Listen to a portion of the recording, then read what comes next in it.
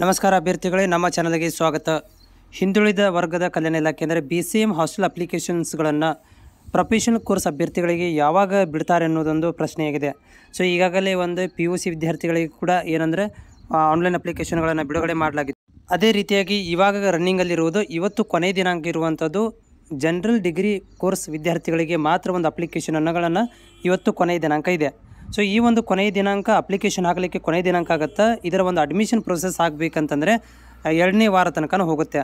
So ಈ ಒಂದು 2ನೇ ವಾರ ತನಕ ಅಪ್ಲಿಕೇಶನ್ ಪ್ರೊಸೆಸ್ ಮುಗಿದ ಮೇಲೆ ಅಭ್ಯರ್ಥಿಗಳಿಗೆ ಮುಂದಿನ ಒಂದು ಪ್ರೊಸೀಜರನ್ನು ಸ್ಟಾರ್ಟ್ ಮಾಡ್ತಾರೆ. ಸೊ ಈ ಒಂದು ಪ್ರೊಸೀಜರ್ ಆರಂಭವಾಗಬೇಕಂತಂದರೆ 2ನೇ ವಾರದಲ್ಲಿ ನಿಮ್ಮಗಳಿಗೆ ಒಂದು ಅಪ್ಲಿಕೇಶನ್ಸನ್ನು ರಿಲೀಸ್ ಮಾಡ್ಬೋದು.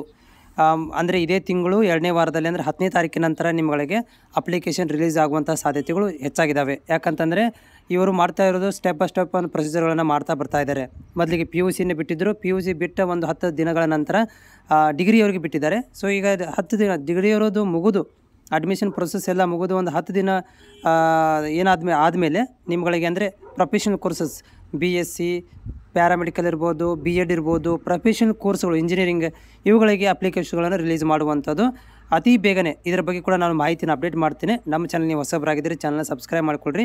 ಹಾಸ್ಟೆಲ್ ಅಪ್ಲಿಕೇಶನ್ಸ್ ಅಪ್ಡೇಟ್ಗಳನ್ನು ಅತಿ ಬೇಗನೆ ತಲುಪಿಸುವಂಥ ಕೆಲಸವನ್ನು ಮಾಡ್ತೀನಿ.